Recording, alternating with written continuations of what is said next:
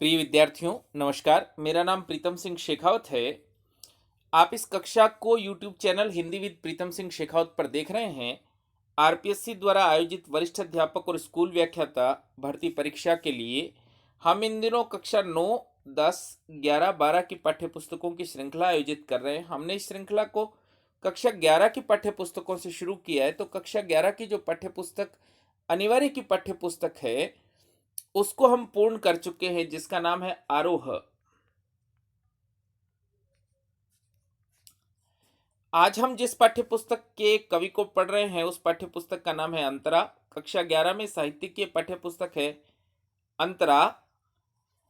इससे हम एक कवि को पढ़ रहे हैं, कवि देव। ये इस पाठ्य पुस्तक का तीसरा पाठ है। तो कवि देव से हम देखना शुरू करते हैं। देखिए, पहली बात हमारे लिए जो जानने जैसी है वो ये है कि हिंदी साहित्य के इतिहास को हम 4 कालों में बांटते हैं: आदिकाल, भक्तिकाल, रीतिकाल और आधुनिक काल। तो कवि देव रीतिकालीन कवि हैं। कवि देव किस तरह के कवि हैं? रीतिकालीन।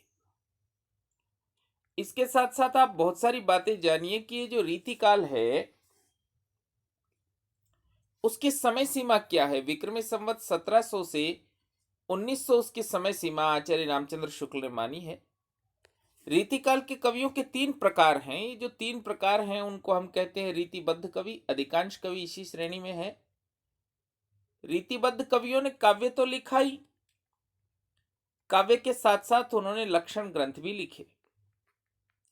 लक्षण ग्रंथ का अर्थ होता है ऐसे ग्रंथ जिनमें रस, छंद, नायक नायिका भेद इत्यादि के विषय में बताया गया है। तो देव रीतिकालीन कवि हैं और साथ ही वो रीतिबद्ध कवि हैं। इसको हमें ध्यान रखना है। रीतिकाल में कवि 3 प्रकार के हैं: रीतिबद्ध कवि, रीति मुक्त कवि और रीति सिद्ध कवि। तो रीतिबद्ध कवि हैं देव, जिन्होंने काव्य तो लिखा ही है, काव्य के साथ लक्षण ग्रंथ भी लिखे। दूसरे तरह के जो रीतिकाल के कवि हैं उनको हम रीति सिद्ध कवि कहते हैं। उन्होंने केवल काव्य लिखे हैं, लेकिन काव्य का आधार रीति है। काव्य की रचना रीति के आधार पर की है।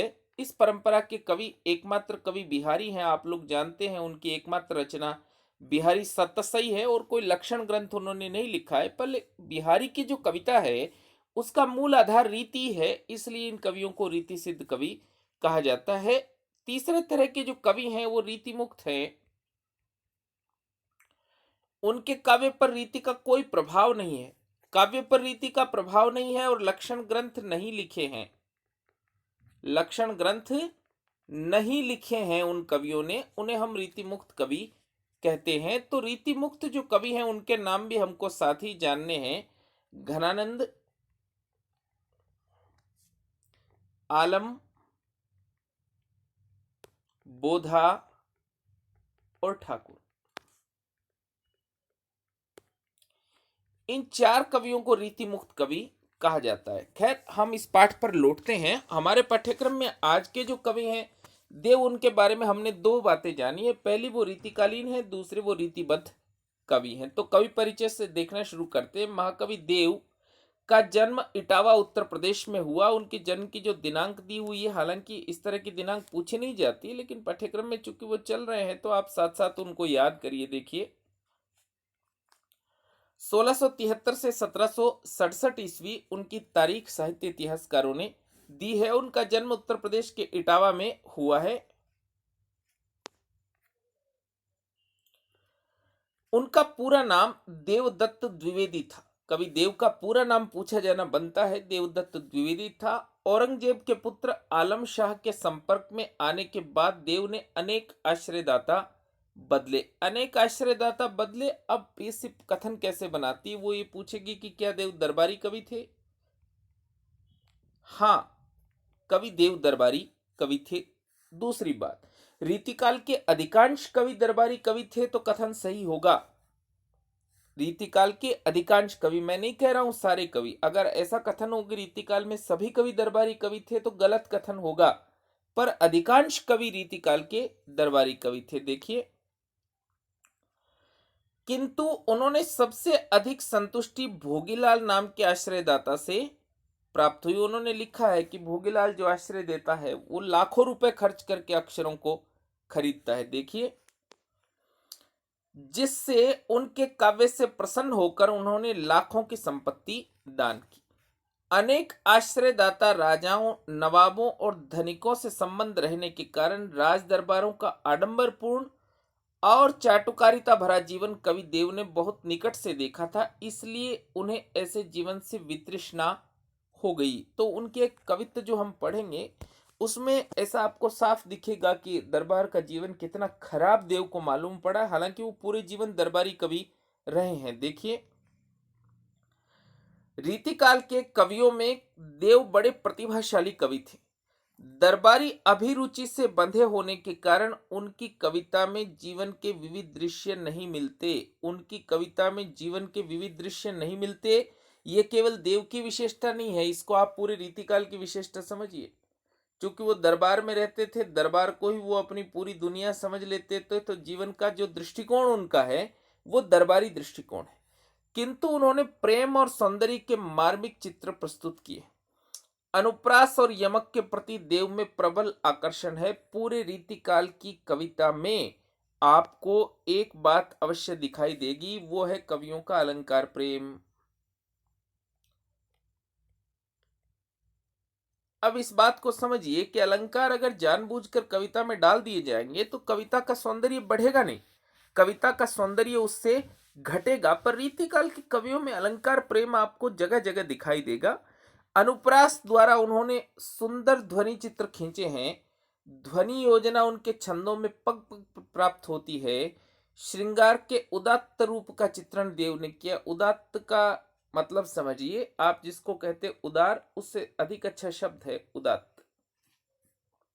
महान का समानार्थी शब्द समझिए आप उदात्त।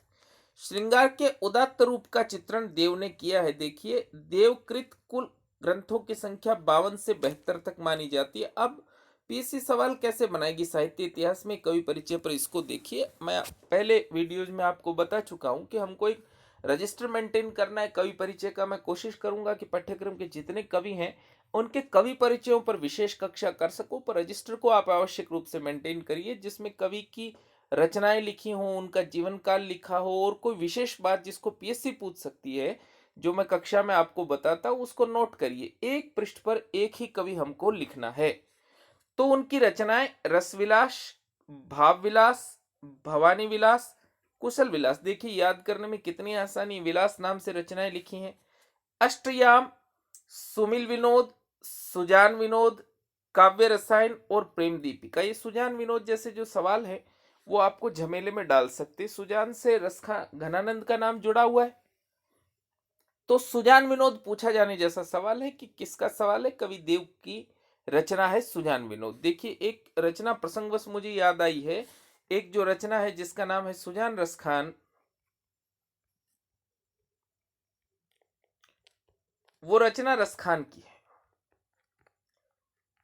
इसके साथ भी ये झंझट है कि सुजान रसखान पूछा जाए किसकी रचना है, चूंकि हम ये जानते हैं कि घनानंद ने सुजान से प्रेम किया था, इसलिए नए विद्यार्थी उसको घनानंद करें, इसकी संभावना अधिक रहती है। इसी आशय से पेपर सेटर ये सवाल पूछता है। देखिए, देव के कवित्व सवैयों में प्रेम और सौंदर्य के इंद्रधनुषी चित्र बनते हैं। संकलित सवैयों और कवित्वों में एक और जहां रूप सौंदर्य का अलंकारिक चित्रण हुआ है, देखिए पूरी रीतिकाल की विशेषता है, देव की नहीं है, अलंकारिक चित्रण। वहीं रागात्मक भावनाओं की अभिव्यक्ति भी संवेदनशीलता के साथ हुई है। यहां उनकी छोटी छोटी 3 कविताएं दी गई हैं। पहली कविता देखिए, हंसी की चोट। विप्रलंभ श्रृंगार का अच्छा उदाहरण है। विप्रलंभ श्रृंगार किसको कहते हैं भाई? वियोग श्रृंगार को विप्रलंभ श्रृंगार कहते हैं। वियोग श्रृंगार को, वियोग और संयोग श्रृंगार के 2 रूप है। प्रसंगवश श्रृंगार रस जो है उनकी संख्या 11 है। इन 11 रसों में श्रृंगार को रसराज माना जाता है। कृष्ण के मुंह फेर लेने से गोपियां हंसना ही भूल गई हैं। वे कृष्ण को खोज खोज कर हार गई हैं। अब तो वो कृष्ण के मिलने की आशा पर ही जीवित हैं। उनके शरीर के 5 तत्वों में से केवल आकाश तत्व ही शेष रह गए। इस पर हम कविता में भी बात करेंगे। अभी आपको बता दें, आशा का प्रतीक है आकाश तत्व। जीवन में केवल कृष्ण से मिलने की आशा ही उनके यहाँ शेष बची है। दूसरा देखिए, सपना में कृष्ण स्वप्न में गोपी को अपने साथ झूला झूलने के लिए कहते। दूसरा कवित्व या सवैया जो चल रहा है उसमें कृष्ण गोपी को अपने साथ झूला झूलने को कहते हैं। तभी गोपी की नींद टूट जाती है और उसका स्वप्न खंडित हो जाता है। इसमें संयोग और वियोग का मार्मिक चित्रण हुआ है। और एक और कवित्व जो हमारे सिलेबस में चल रहा है जिसको हम अभी पढ़ेंगे, दरबार में पतनशील और निष्क्रिय सामंती व्यवस्था पर देव ने अपनी तीखी प्रतिक्रिया व्यक्त की है। रीतिकाल का जो दरबारी जीवन है वो कितना दूषित है, कितना गड़बड़ देव को मालूम पड़ा है। हालांकि वो पूरे जीवन दरबार में ही रहे हैं, आश्रयदाता की उन दिनों कवि को आवश्यकता थी। तो इसका चित्रण कवि ने अपनी इस कविता में किया है। ये तीनों कविता हम देखना शुरू करते हैं। देखिए, हंसी की चोट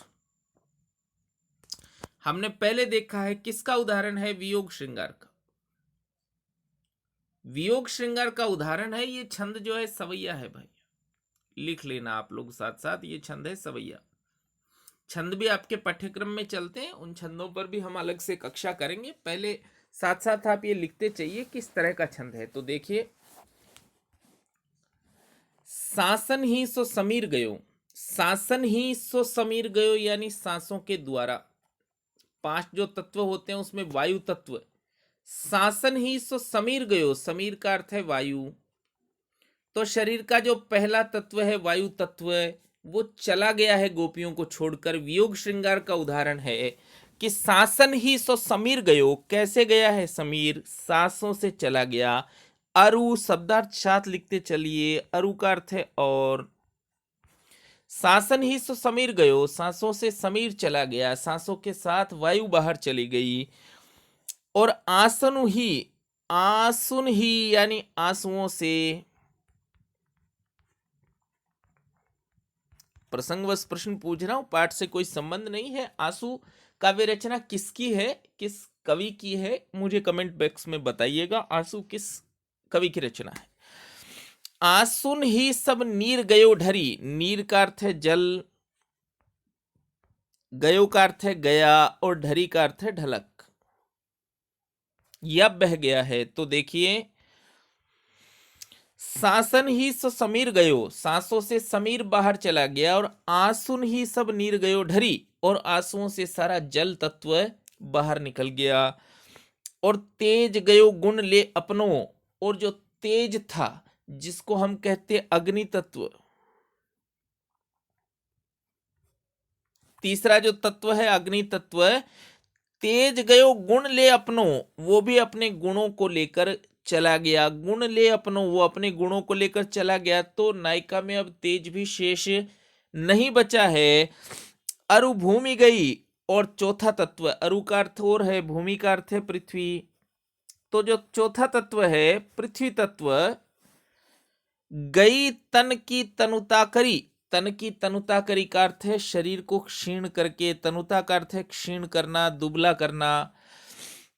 तेज गयो गुण ले अपनो, तेज अपना गुण लेकर चला गया। अरु भूमि गई तनु की तनुता करी, अरु भूमि गई तनु की तनुता करी का अर्थ है और पृथ्वी तत्व चला गया है, शरीर बिल्कुल क्षीण हो गया है। वियोग श्रृंगार का चित्रण है। देखिए, सांसों के साथ वायु तत्व चला गया, आंसुओं के साथ जल तत्व चला गया, तेज यानी अग्नि तत्व भी अपना गुण लेकर चला गया। अरु भूमि गई तन की तनुता करी, और भूमि भी चली गई, शरीर बहुत क्षीण हो गया। देखिए, देव जिए मिलबोहि की आस, कवि देव कह रहे हैं जिए, जीवित है, मिलबोहि की आस, मिलबोहि की आस का अर्थ है मिलने की आशा। किससे मिलने की आशा भाई? कृष्ण से मिलने की आशा। तो देव जिए मिलबोहि की आस, कवि देव कह रहे वो जीवित है। क्यों? मिलबोहि की आस की, उसको कृष्ण से मिलने की आशा है। और आसहु पास आकाश रयो भरी, उसके पास केवल आशा रूपी आकाश तत्व शेष है। केवल एक ही तत्व शेष है, आकाश तत्व है, और आकाश आशा के रूप में उसके पास शेष है। तो ऐसा सवाल बनता है कि हंसी की चोट सवैया में नायिका के पास कौन सा एक तत्व शेष है? 4 तत्व चले गए, उसके पास केवल आकाश तत्व शेष है। समझ रहे हैं? देखिए, जा दिन ते का अर्थ है जिस दिन से, ते का अर्थ है से, जा दिन का अर्थ है जिस दिन, और जा दिन ते मुख फेरी हरे हंसी, मुख फेरी हरे हंसी का अर्थ है मुख फेर कर हंसे हैं कृष्ण। जा दिन ते मुख फेरी हरे हंसी, और हरी हेरी लियो का अर्थ है देख कर ले लिया, हेरी का अर्थ है देखना, लियो का अर्थ है लेना। जू लियो हरिजू हरी, हरिजू हरी में यमक अलंकार है। हरिजू का अर्थ है कृष्ण, पहली बार जो हरिजू आया है उसका अर्थ है कृष्ण।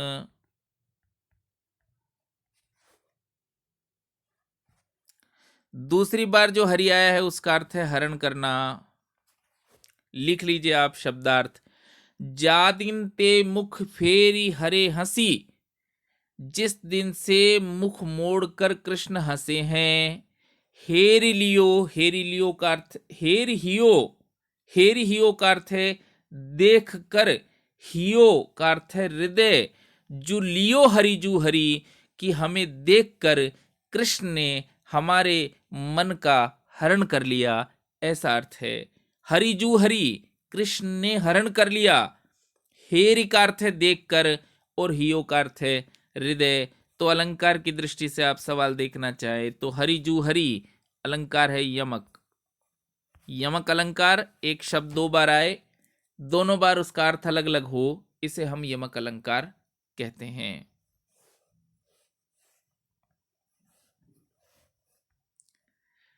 ये पहला पद समाप्त हुआ है। दूसरा पद देखिए। दूसरे पद का शीर्षक संपादक ने तो स्वप्न दिया है, कवि देव ने याद रखिए कोई शीर्षक नहीं दिया है, संपादकों के दिए हुए शीर्षक हैं।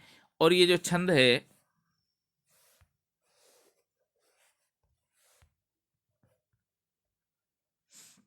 देखना शुरू करिए इसको, कवित्त है ये छंद।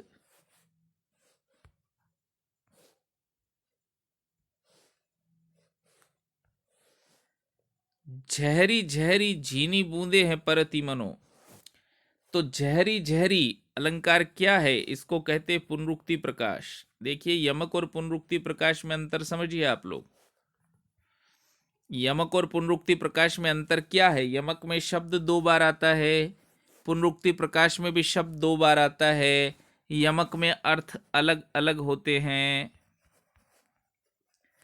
पुनरुक्ति प्रकाश में एक ही अर्थ होता है। और क्यों आता है? सुंदरता बढ़ाने के लिए। तो झहरी झहरी झीनी बूंदे हैं परति मनो, मानो आकाश से झीनी झीनी बूंदे गिर रही हैं।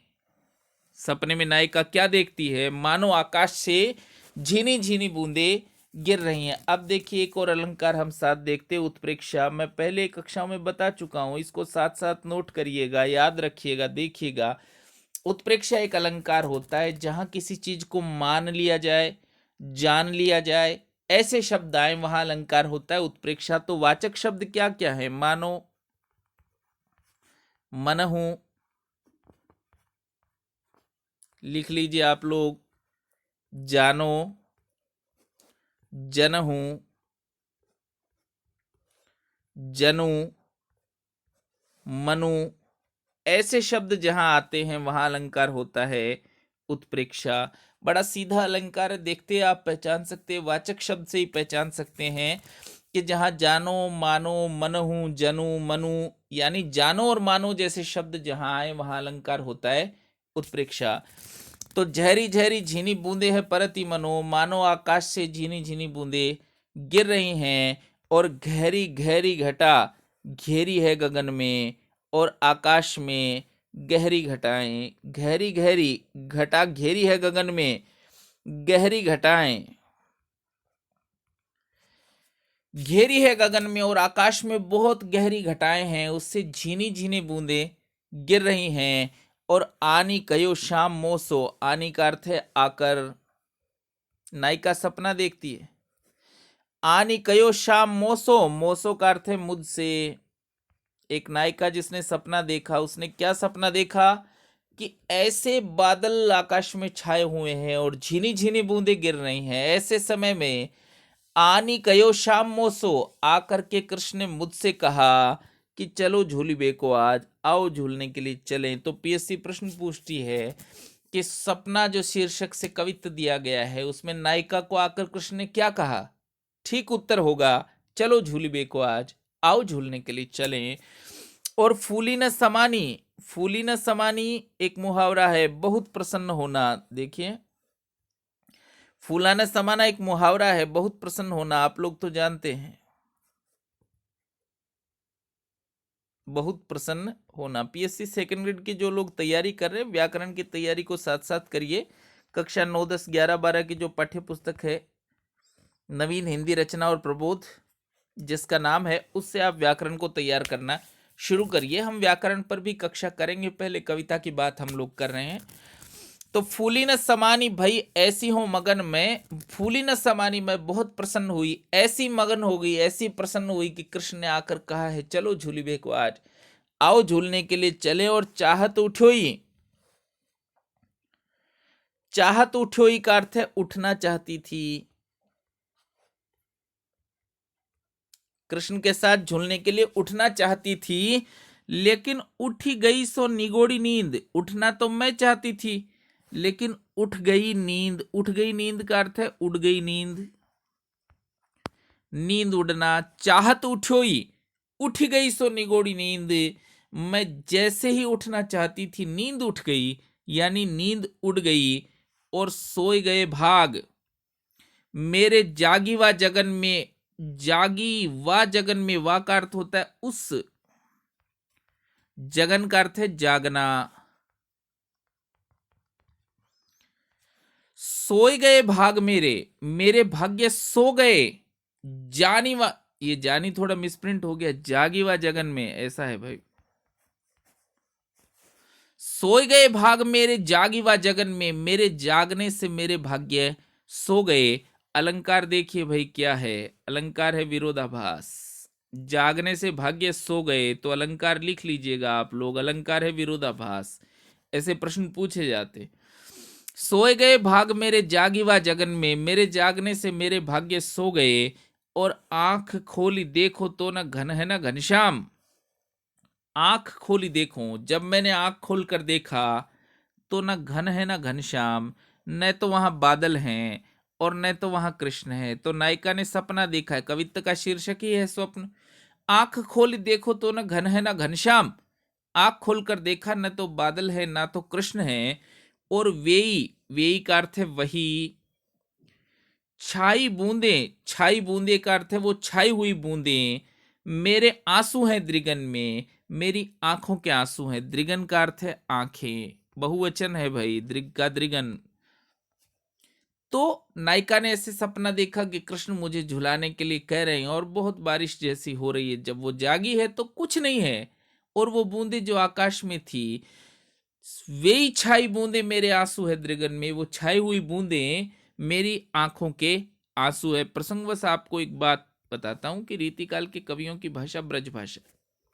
रीतिकाल में जो भी कवि रीतिकालीन हो तो उसकी भाषा के बारे में आपको सोचना ही नहीं है, उनकी कविता की भाषा ब्रज भाषा है। लेकिन रीतिकाल के कवियों में शुद्ध ब्रज भाषा किसी के नहीं है, घनानंद को छोड़कर।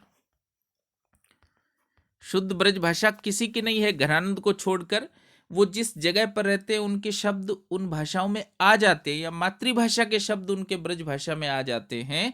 तो रीतिकाल के सभी कवियों की भाषा ब्रज भाषा। एक मेरी आपको सलाह है कि हिंदी साहित्य का इतिहास जो पुस्तक है आचार्य रामचंद्र शुक्ल की, और जो दूसरी पुस्तक है डॉक्टर नगेंद्र द्वारा संपादित इतिहास, हिंदी साहित्य का इतिहास, उसमें कम से कम उन कवियों का परिचय आप जरूर पढ़िए जो पाठ्यक्रम में चल रहे हैं। जैसे अब आज हम देव को पढ़ रहे हैं, तो आचार्य रामचंद्र शुक्ल से आप देव को पढ़िए और डॉक्टर नगेंद्र से आप देव को पढ़िए। इन दोनों पुस्तकों से कम उन कवियों को तो आप आवश्यक रूप से पढ़िए जो पाठ्यक्रम में चल रहे हैं।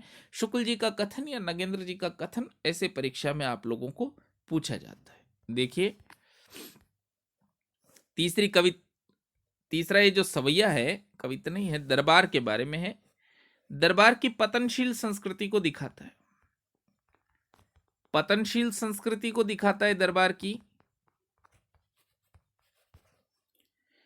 रीतिकाल के प्राय सभी कवि दरबारी हैं, प्राय सभी कवि दरबारी है, सभी कवि दरबारी ऐसा नहीं है, रीति मुक्त कवि दरबारों में नहीं रहते, दरबारों से बाहर हैं वो, लेकिन प्राय सभी कवि दरबारी हैं, रीतिबद्ध कवि हैं, कवि देव दरबारों में ही पूरा जीवन निकला है। दरबार को कैसे देखते हैं इसका चित्रण इस सवैया में किया गया है। तो देखिए, साहिब अंध जो राजा हैं वो अंधे हैं, साहिब अंध जो राजा हैं वो अंधे हैं, मुसाहिब मूक, मुसाहिब का अर्थ है दरबारी। देखिए आपकी पाठ्य पुस्तक में शब्दार्थ भी दिए हुए होते हैं, आप ओरिजिनल पाठ्य पुस्तक ही पढ़िए। जब मैं पढ़ा रहा हूं तो पाठ्य पुस्तक को अपने पास लिखिए, रखिए, लिखने में आपको आसानी रहेगी। साहिब अंध जो साहब हैं वो अंधे हैं, और मुसाहिब मूक, और जो दरबारी हैं वो मूक हैं, वो चुप हैं, कुछ बोलते नहीं। राजा अंधे हैं, अच्छा बुरा नहीं देखते। कवि ने दरबार को कैसे देखा कि राजा अंधे हैं, अच्छा बुरा नहीं देखते, और दरबारी मूक है, मुसाहिब मूक, दरबारी चुप है, कुछ नहीं बोलते हैं। रंग रीझ ही मचो है, सभा बहरी, सभा बहरी का अर्थ है सभा बहरी है, सभा में कोई कुछ सुनता ही नहीं, तो कवि कविता सुनाएगा क्या।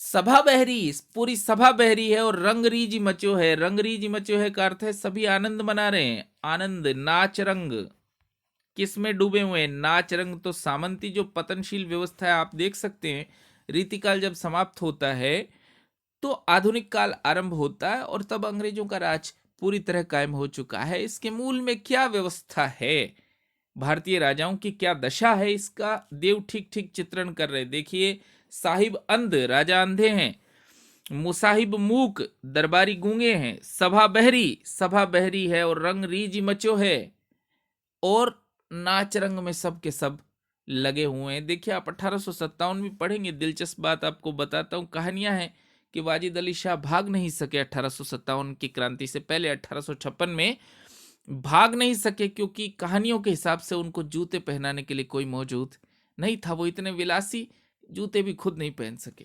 देखिए, भूल्यो तहां भटक्यो, भूल्यो तहां भटक्यो, भूल्यो तहां भटक्यो, इसका अर्थ है मैं भूल से भटक कर वहां पहुंचा, भूल्यो तहां भटक्यो, भूल से वहां भटक के पहुंचा। घट ओ घट, बूडबे को कहू कर्म न बाँचो, बूडबे का अर्थ है डूबने के लिए,